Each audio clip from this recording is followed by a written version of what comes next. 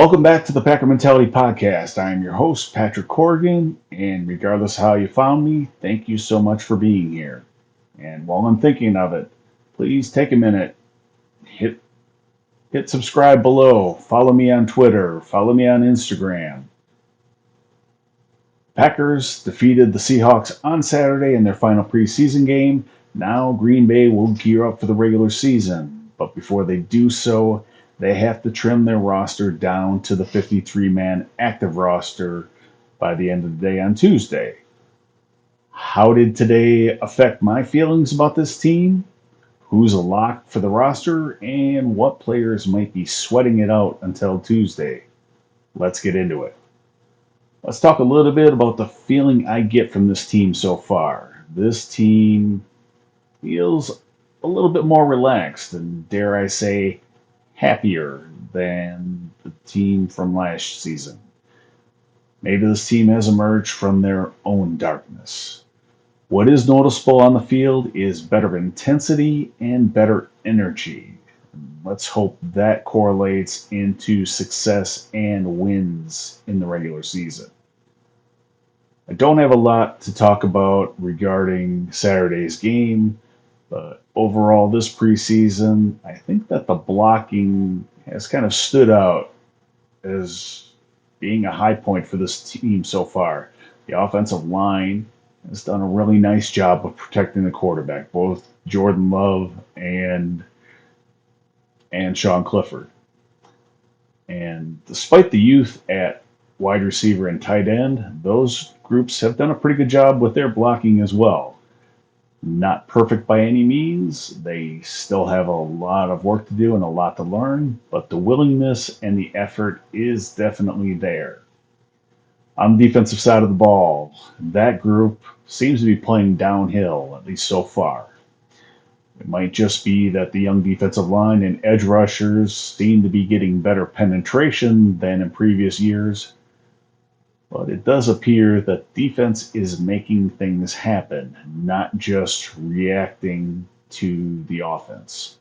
Again, we need to see them do it in the regular season. Let's talk about Jordan Love as he finished his first preseason as the Packers starting quarterback. And let's get it out of the way. The negative, he did miss a throw on Sunday. He underthrew a wide open Christian Watson. And I treated it out right away because I know it's going to happen when these guys get back on the air on Monday. Adam Shine, Colin Cowherd, the usual suspects that just love to drive the Jordan Love stinks narrative. They'll use that play. Guarantee it. But tonight, he showed something we hadn't seen yet from him. He made some athletic plays with his legs to get first downs, escaping the pocket and moving the chains. And he continued to show the consistency he's shown in previous weeks. He led 2 scoring drives tonight, and including one when he kind of started relatively slowly. He started the game 2 of 6, but he did have some drops in there. He then finished 7 of 9, including a great throw, a back shoulder pass to Christian Watson for the touchdown. Jordan continues to make good decisions. I feel like I'm just repeating things I've said in previous weeks. No turnovers at all in any of his preseason appearances. He's not forcing the ball into coverage. He's making good reads, taking what the defense gives him, playing within the offense when he has to, making plays when he needs to. He's made accurate throws into coverage. And as I mentioned, he's made some great throws. He is very poised and confident this season, more relaxed. And he's not thinking, he's just doing things, not overthinking things, just reacting, using his instincts, reacting based on everything he's learned. Jordan does work very hard in the off season, and now he's getting to do it live, and all that hard work is paying off. And I truly believe he's going to continue to get better. Probably most importantly, his teammates, they like him. They respond to him, and they believe in him. Now, on to what I believe the 53-man roster could look like when Tuesday is all said and done. At quarterback, you're going to have Jordan Love and Sean Clifford, just keeping two. Alex Magoo, who's been on the roster, he got into the game on Saturday. He had a nice fourth quarter, led a scoring drive. He's probably got a spot on the practice squad. Could the Packers pick up a veteran on Tuesday after someone else releases them? Sure, that could happen. At running back, last year they kept two. I think they may keep three this season. Aaron Jones and A.J. Dillon, obviously, but I think they will keep Patrick Taylor for his special teams work. Apologies to Emmanuel Wilson, Tyler Goodson. Hopefully, they'll either get picked up by another team or they'll be on the practice squad. At wide receiver, I think it warrants the Packers to keep 7 this season. You're going to have Christian Watson, Romeo Doubs, Jaden Reed. I think Malik Heath is now wide receiver 4. He started on Saturday. He led the team in receptions on Saturday, and I think for the preseason, I don't see the Packers releasing him after he started, and he has shown actually everything you want from him. He has done this preseason. Dontavian Wicks, he's been hurt, possibly could go on the injury reserve, so that may change the number of wide receivers they keep. Rookie Grant Dubose had a nice couple of weeks after he had been hurt to start the preseason. And Samari Torre. Jadakiss Bonds helped himself over the past few weeks, especially on Saturday, and I think he secured himself a spot on the practice squads because he's really done a nice job. It's actually been impressive what he's done. At tight end, I think they'll keep 3. Obviously, Musgrave and Kraft, and Austin Allen, or possibly a tight end to be named later on Tuesday. Fullback, you'll have Josiah DeGuara. That's how they're listing him on the Packers roster. Listed him as a fullback.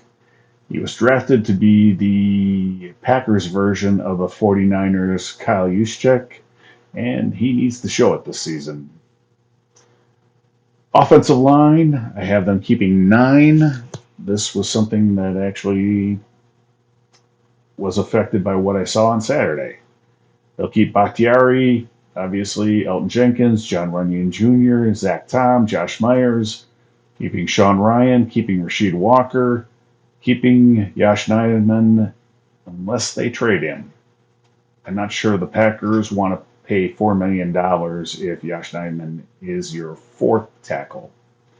So we'll see. Also keeping Caleb Jones.